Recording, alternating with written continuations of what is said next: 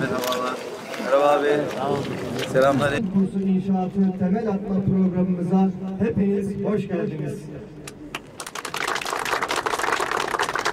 صلاة لدلوك الشمس إلى غسق الليل وقرآن الفجر. Bölgemizde Mardin'de, Kızıltepe'de, Midyat'ta ve diğer ilçelerimizde bunlardan birer veya daha fazla sayıda örnekler olmasına rağmen Nusaybin'de bu başlangıç olacak. Arkasının daha güçlü geleceğine de inanıyoruz. Binamız 2 blok halinde olup bir tarafı Kur'an kursu, bir tarafı yatılı yurt, öğrenci yurdu olarak 2 blok halinde olacaktır. Ama bitişik nizam şeklinde. Kur'an kursu olan kısmımızda konferans salonumuz, zemin katta kafeteryamız, 150 kişilik bir kafeteryamız, müdüre odamız, zümre öğretmenler odamız, veli görüşme odalarımız.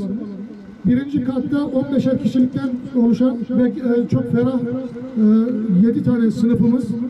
İkinci katta kütüphanemiz, mescidimiz, bilişim odamız, hafızlık çalışma odalarımız ve üçüncü katta da ferah bir yemekhanemiz mevcut olacak. Öğrenci yurdu tarafımızda da zemin katta -1'de çocuklarımızın hafızlık haricinde zaman geçirebilmeleri için bir spor salonumuz ve aktivite salonumuz ve diğer katlarımızda da 3'er kişilikten oluşacak olan banyosu ve tuvaleti içerisinde 3'er kişilik odalardan oluşan 105 yataklı yurt tarafımızdan müteşekkil olacaktır binamız. Binamızın yaklaşık maliyeti bugünkü rakamlarla 65 milyon civarında. Artık bitinceye kadar ne olur bilmiyoruz ama inşallah aşağı doğru düşer diye ümit ediyoruz. Ama biz 65 ve 70 milyon arası bir maliyet beklentisi içerisindeyiz. Hayra destek olmak için, hayrı sesini haykırmak için bizimle beraber olan aziz Nusaybin hemşehrileri, hepinizi saygı ve sevgiyle selamlıyorum. Az önce Müftü Hocam kısaca bahsetti.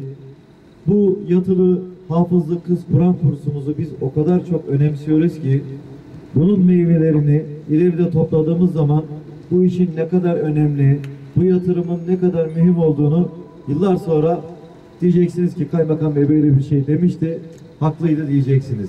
Emin olun 10 yıllar sonrasını, belki de geleceğin yüzyılını inşa etmede, belki bizler için küçük bir adım gibi görünebilir. Bir bina olarak değerlendirilebilir ama inanın öyle değil.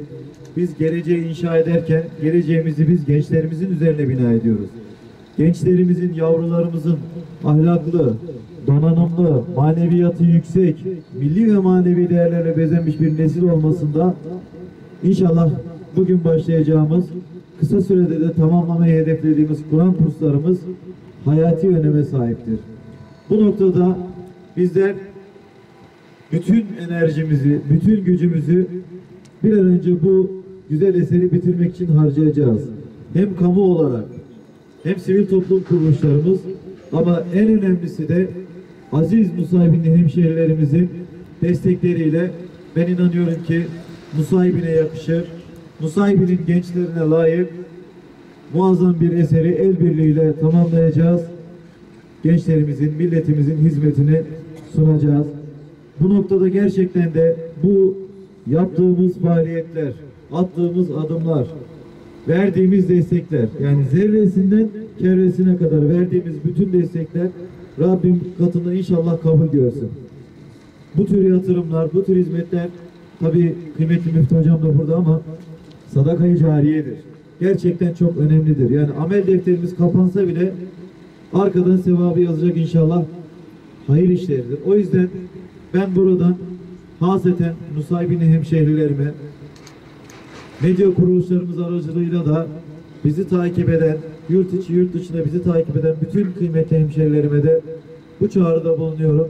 Gelin bir tuğlada siz koyun, gelin harçta sizin de bir katkınız olsun diyorum.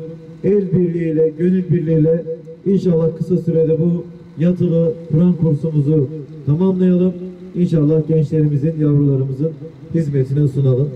Ben bu projenin gerçekleştirilmesinde, bu aşamaya gelmesinde emeği olan bütün kardeşlerimize şükranlarımı iletiyorum.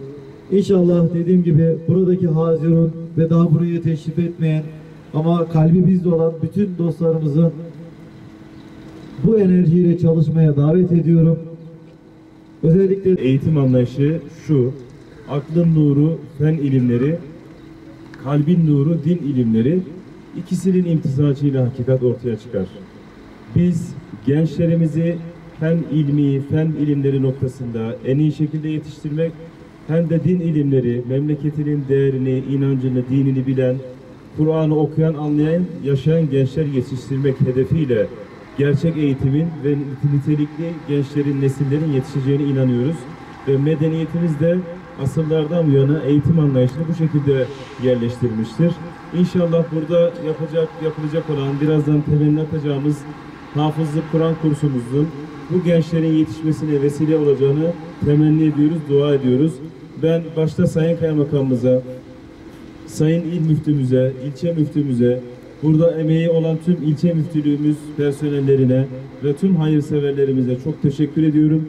Böyle bir hayırlara vesile oldukları için onlara çok teşekkür ediyorum. Hafızlık Kur'an kursumuzun hayırlara vesile olmasını temenni ediyorum. Sağlıcakla kalın. Ya İlahel Alemin ve Ya Erhamer Rahimin. Şu an buraya Nusaybin ilçemizin acil ihtiyacı olan yatılı hafızlık kız Kur'an kursumuzun temelini atmak üzere toplanmış bulunuyoruz.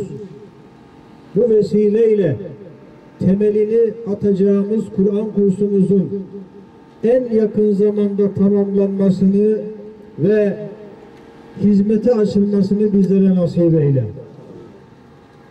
Bu Kur'an kursumuzun projesinin hazırlanmasında, bu aşamaya gelmesinde katkısı olan Sayın Kaymakamımıza, ilçe müftümüze, mimarlarımıza, mühendislerimize, devletimiz, milletimiz için hayırlı hizmetler yapmayı nasip eyle.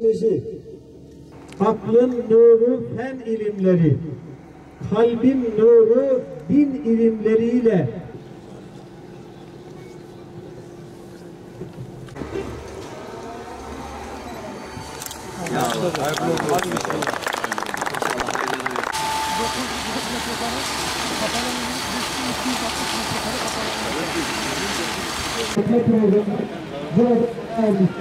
Burada teşekkür ederiz. Allah'a emanet olun.